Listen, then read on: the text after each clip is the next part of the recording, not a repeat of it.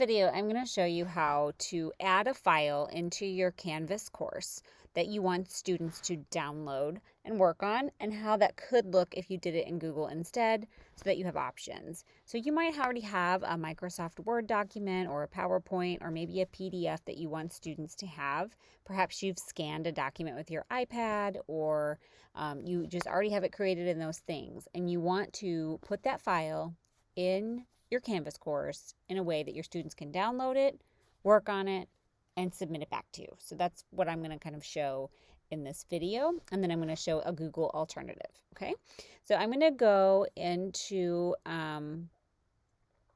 my assignments, and I am going to create an assignment, and I'm just going to call this, I don't know, something like writing prompt 1. And then I would give my students instructions. I might say download the document below and answer the questions. Those are terrible instructions, but there it is. Okay, I might even make my instructions a heading and make it, red, so it really stands out to my students. So what I want to do is put the link to the Word document here. So if you've already uploaded the file in your files, you'll be able to click Files, and you'll be able to add that document right here. I actually have not uploaded my file yet, so I'm just going to click on Files over here on my right-hand menu, my Content menu here, and click on Upload a New File, and then I can choose a file from my computer. Let's see, I saved this to my desktop. I called it Example Word Doc. So this is a Word doc, right? And so I can click Open, and then it's going to add that document in, and I can put it in my files, however I have my files set up in my course. And then I can just say Upload. And then it's going to put that document right there for them to download, okay? And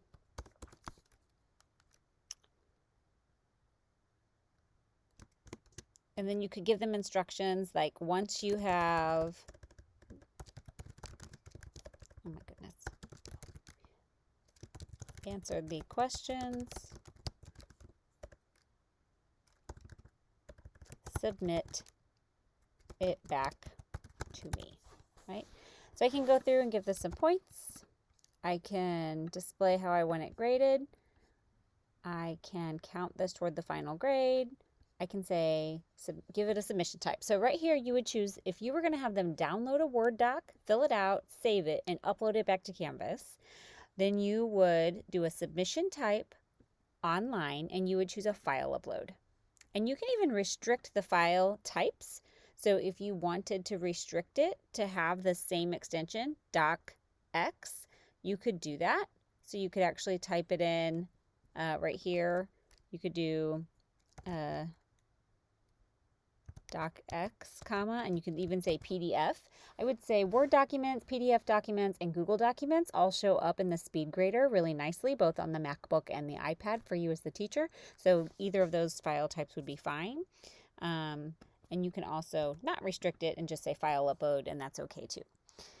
Give them attempts, set all these things, set a due date, do whatever you need to do there, and then you just save and publish.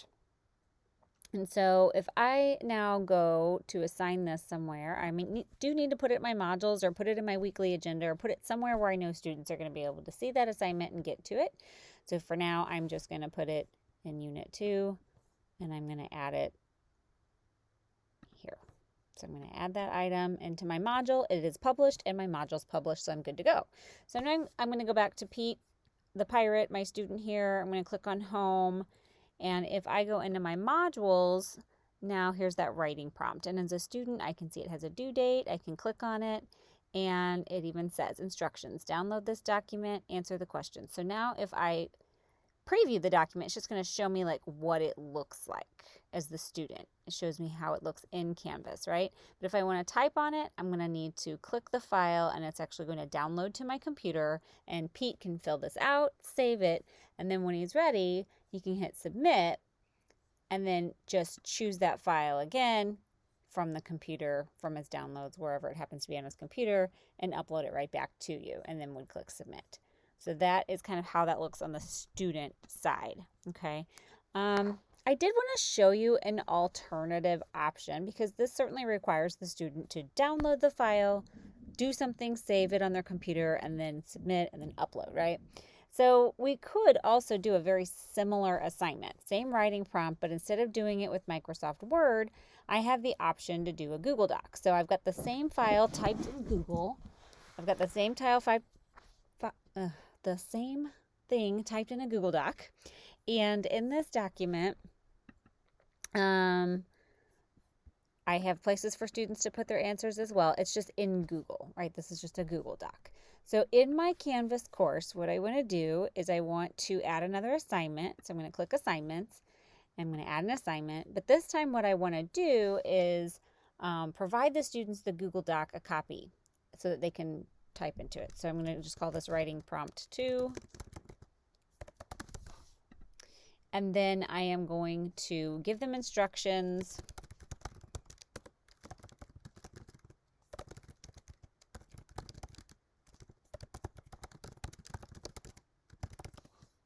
Okay. Point submission type this time is not going to be online. It's going to be an external tool because I'm going to give them a Google Doc. So then I would say find, and I would go to my Google Drive Cloud assignment. And what Google Drive Cloud will do is it creates an assignment where it gives a copy of that Google document to the student that they can fill in and turn back into you. So I'm going to choose this, and it also means you're going to be able to grade it in the speed grader.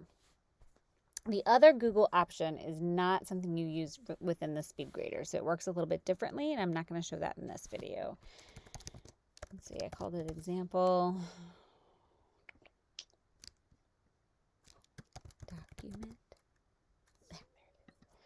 Okay, I can hit submit and select, and then go down, same thing. I can set a due date, do whatever I need to do, save and publish. So now I've got this assignment, and I need to make sure that I put it somewhere in my module or somewhere on my agenda, wherever I want the student to get to it. It doesn't really matter, right? So I'm just going to put it in Unit 2, Writing Prompt 2. There it is. Okay, so now I've got these assignments here. So now if I go back to my Pirate Pete student and I look at the homepage, I can see that I've got a couple of assignments here. My to-do list is growing.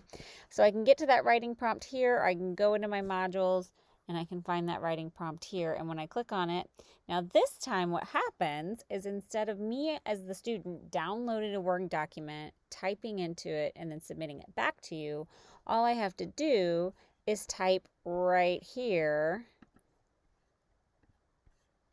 on my computer. I can just type right into this Google Doc. I can type my answers because this is now my copy of this thing, right? And then when I'm done, I can hit submit. And if there's not enough room here, students can click this link and open it up like in a new tab, work on the document, and then whenever they're done,